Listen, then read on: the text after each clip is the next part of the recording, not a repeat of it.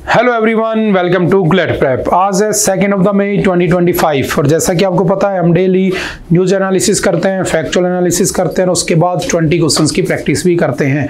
तो चलिए उसी सीक्वेंस को कंटिन्यू करते हैं। पहला है, what is the main objective of the mineral security partnership launched by the USA in 2022।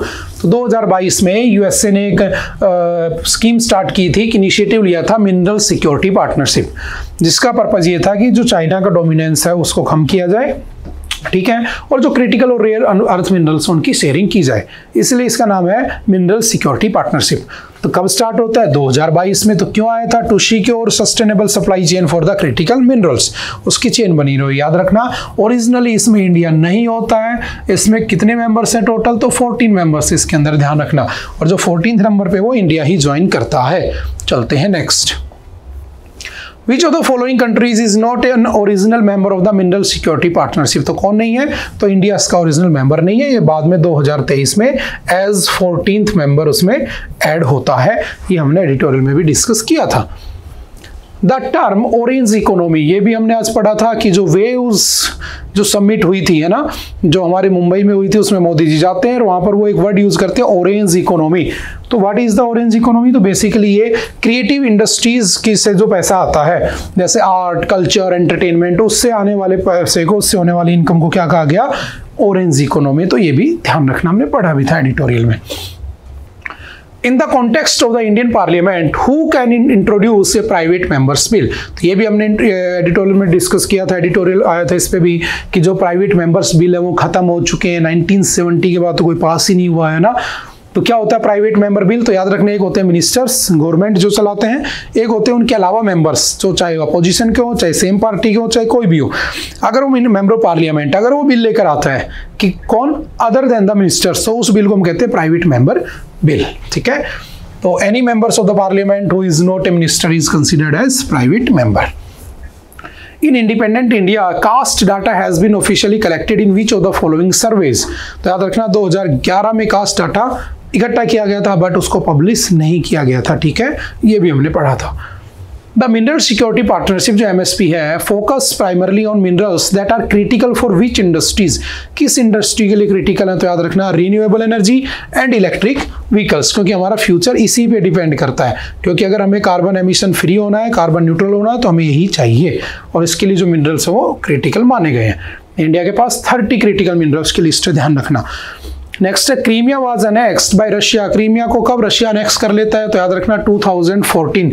इसी वजह से हमने पढ़ा था एडिटोरियल में भी कि G7 का नाम पहले G8 हुआ करता था, और इसमें रशिया कब ऐड हुआ था? तो इसमें रशिया ऐड हुआ था 1998, बट 2014 में जब उसने क्रीमिया को अनेक्स किया तो G7 से रशिया को निकाल दिया गया और वापस से क्या बन गया?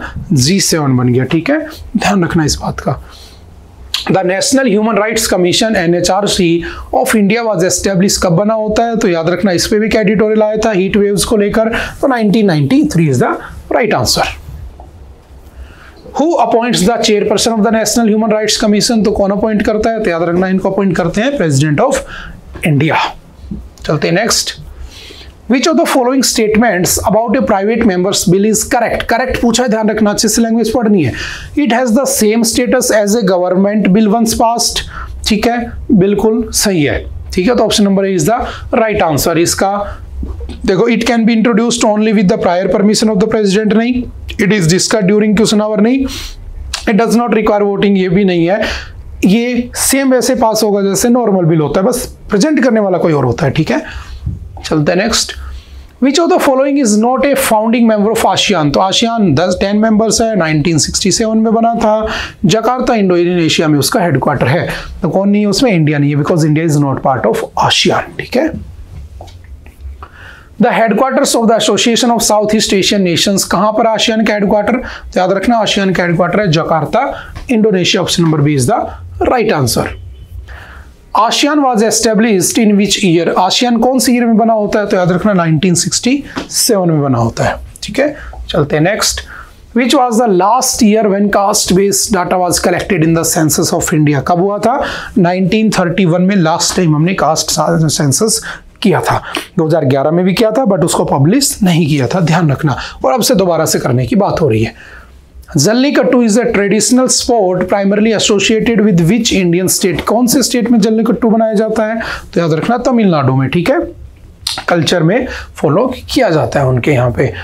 विच constitutional article was cited to protect Jallikattu as a cultural right? तो हमने एडिटोरियल में पढ़ा था आर्टिकल 29, जिसमें रखा है कि हर किसी को अपने रिलीजियस कल्चर को फॉलो करने का राइट है। चलते हैं next. In 2014 which supreme court judgment banned Jallikattu, किस जजमेंट में जल्लीकट्टू को बैन किया गया था? उसके बाद जल्लीकट्टू को 2017 में फिर से ओपन कर दिया गया था। तो कौन सा केस था? हमने पढ़ा था एडिटोरियल में भी, animal welfare board of India versus A Nagaraj. Which law was amended by the Tamil Nadu government to allow Jallikattu after the Supreme Court ban? तो कौन सा था? Prevention of cruelty to animals act 1960 को amend कर दिया गया था और फिर से लागू कर दिया गया था। The Indo Pacific maritime domain awareness IPMDA जो टोक्यो समिट से स्टार्ट हुई थी ना, तो पूछा गया कब स्टार्ट हुई थी? Tokyo summit 2022। कौन करवाते हैं? क्वाड मेंबर्स, ठीक है, उनकी समिट में हुआ था। 4 कंट्रीज है क्वाड में, इंडिया है, ऑस्ट्रेलिया है, जापान है और USA है, ठीक है। चलते हैं next. What is the primary goal of the IPMDA? क्या है उसका प्राइमरी गोल?